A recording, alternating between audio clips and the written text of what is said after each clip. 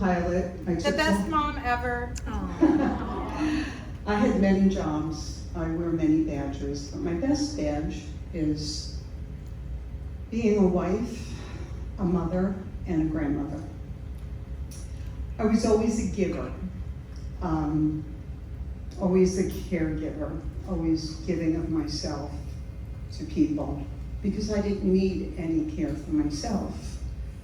How did I get here? Gail was my best friend when we were about 12, 13 years old in New York.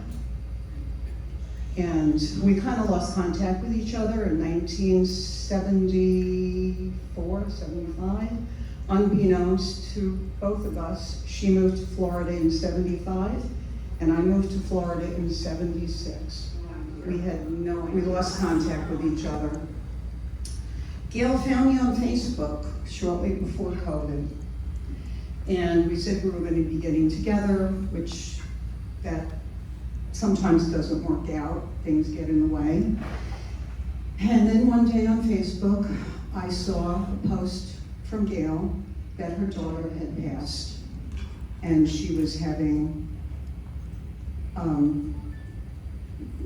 chemo brain right now, a celebration of life for her daughter. And I showed up. And I was so overwhelmed by everybody in this church, the congregation, the women. They were so warm and welcoming. Pastor Tommy was amazing. I had never been to a celebration of life so wonderful like that. And I said, gee, after all these years of not finding a church that I felt welcomed in, I think I could do this. And well, a year passed. Things had happened in my life, and I never did get to church. And I had made a promise that we went on a cruise last May, and I made a promise that as soon as we got back from the cruise, I was coming to this church. And well, I got back from the cruise, from dancing on the ship to becoming very ill. I found out within a month's time of me getting home that I was stage 4 cancer. No signs, no symptoms, just happened. So I called Gail, and I said, Gail, I can't come to church. I have cancer. Well, she got on the phone with Pastor Tommy, and Pastor Tommy called me that evening, and we talked and prayed for over an hour. And I came to church that weekend and never looked back. So many prayers, love, the welcoming, the warmth, everybody just, the outpouring of love was just tremendous. And it's helped me along. I have my family, who, without them, I wouldn't be able to go through this. My husband, who never leaves my side, my children, my grandchildren, and God. I went through 44 radiation treatments last year, and chemo, and I was given a kind of a clean bill of health, if you want to call it. I went into remission, but I just found out about a month ago that the cancer came back. And I'm back in treatment again. I'm in heavy-duty treatment, 4 chemos, immunotherapy, injections, and I'm doing okay. I'm tolerating it. All those times I was in radiation, I prayed, I sang, I even counted the knocks from the radiation, which one time was 13,869 knocks. So yes, I did crazy things when I was getting radiation, but I made it. I didn't expect me to, and I did, and I expect to make it again. I think I got my strength from God, because I don't know how I've been able to withstand what I've been through, what I'm going through. But my mind is strong, my heart is strong, my love for Christ is strong. And I think that's the only way I got through it. It's been difficult. I've cried. Just a couple of weeks ago, I called my daughter as I'm going to church. Now I'm going to make you laugh. And I was touching my hair. This is not my hair, by the way. This is a wig. I was touching my hair. My hair was coming off in my hand, and I was just letting it go out the window on my way to church. I said, I'm losing my hair. So, and that's okay. I've lost my hair, but I've got a lot of wigs. I'll be a woman of many faces, many hairdos, many colors, You might whatever. even see her with a hot pink one. Yeah, exactly. So I feel, going through something like this, you just have to roll with it. Because if you don't, you drive yourself crazy. And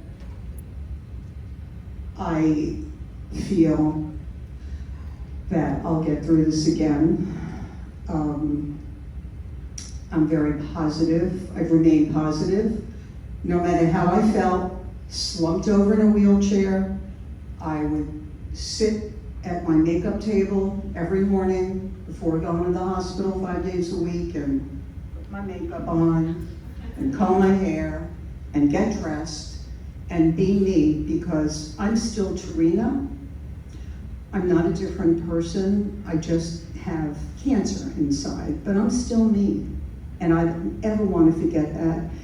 And any of you who go through trials and tribulations in your life should never forget who you are, because it's the most important thing to remember that. So with that, I saw something on Facebook that Gail had posted.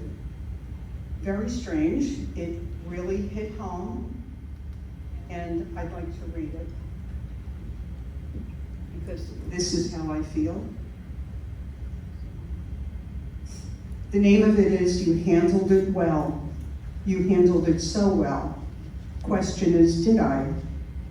Did I really handle it well, or did I just hide it well enough for you to think I'm okay? I wonder what they would say if they knew how often I've cried out to God, please just help me get through this. Maybe I look strong to the world, but inside, I know I've only made it this far because of God's grace. He's the one who's been holding me together when I thought I would fall apart. So no, I did not handle it well. God did. And He's still handling it, because without Him, I know I wouldn't have made it this far. Thank you, everybody, and feel free to ask me any questions. I just want to add, as your daughter, her never having a place to call home. And every one of you here in this congregation, and Pastor Tommy, I'm a super emotional person, but I've never seen her, besides her family, so loved by you, this family for her. And I'm so happy for her, and I appreciate every one of you that have been part of her life. It's overwhelming to me that she finally found the love of God in Christ. And every one of you,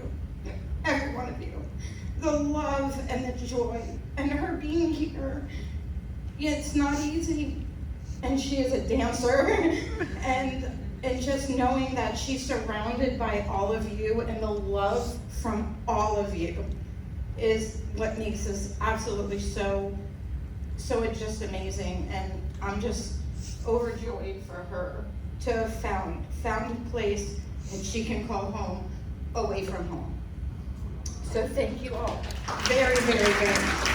Thank you.